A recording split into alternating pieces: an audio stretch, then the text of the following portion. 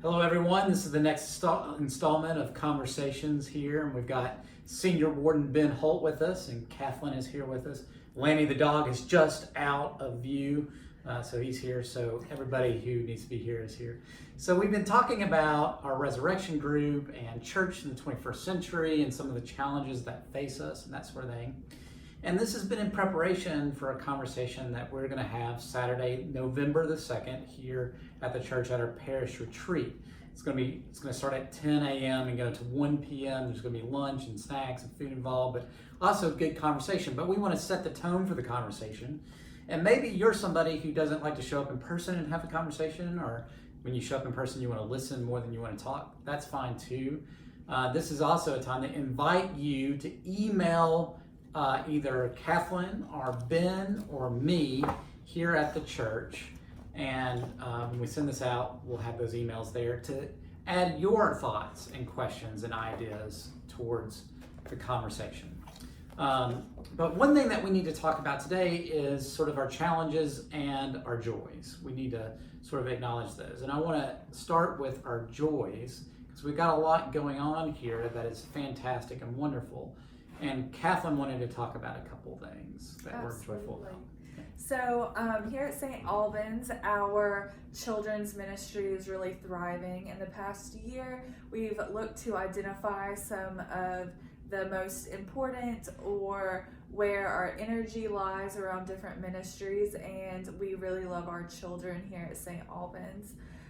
With an average Sunday attendance of about 65, I would say, 20 of those are youth, which is very unusual for a parish our size. Because of that, we're really looking at investing in our youth, and we've been having different events throughout the year. The Christmas pageant is going to come up very soon. Also, during Holy Week this past year, we had a Maundy Thursday lock-in. Every second Sunday we do an Alban Day, which is centered around our youth and our children, and all of these things require money. So we're working on working them into our budget as well. Yeah, and another big joy is our garden and the growth of our garden and the people who participate in the garden and the folks who have come to our church on Saturday mornings to talk about how to grow things and eat pancakes. So there's a lot of exciting things going on, and to have a building and have programming and to have a full-time or a part-time priest that you share with another church, all those things cost money, and this year we're running a deficit. We wanted to talk a little bit about that deficit so that you can be aware of that, and we're going to have to consider some potential paths forward around that deficit. So I was hoping that Ben would talk a little bit about that. I'd like to, and I'd like to say that we do have some blessings in terms of, we already talked about growth a little bit, particularly in younger people and young folks as well. We've seen a lot of growth there, but as well, you know that a year or so ago we lost quite a few people. So those two things combined have gotten us into an issue where we have a lot less income than we had the previous couple of years. And then expenses have also gone up. You've seen us talk just a little bit here about some of the programs that have gone on, and in addition to that, we've had some maintenance issues. So unfortunately, this year we're about to the point where we're going to have about a negative $40,000. So we'll have $40,000 less in income than we have expenses, and it looks like next year is going to be about the same thing. So the good news here is that we don't have a mortgage.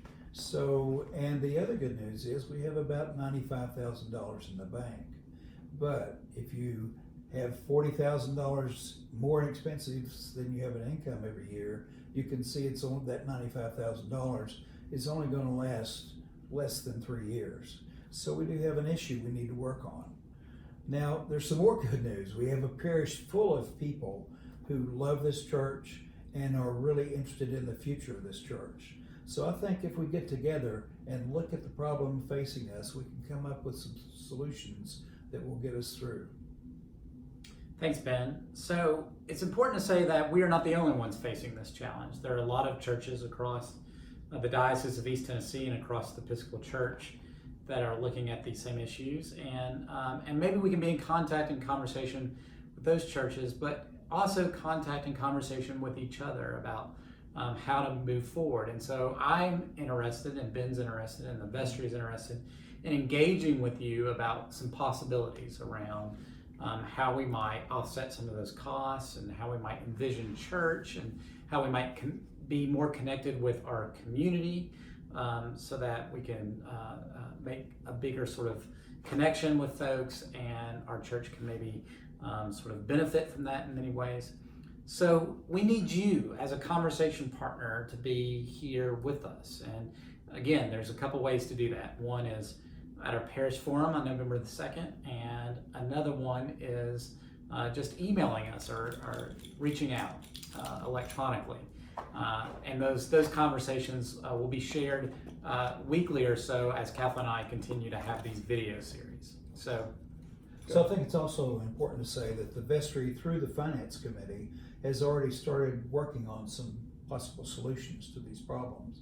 But we feel that now it's important to get more people in the parish involved in this. And we'll outline some of those things in the weeks ahead.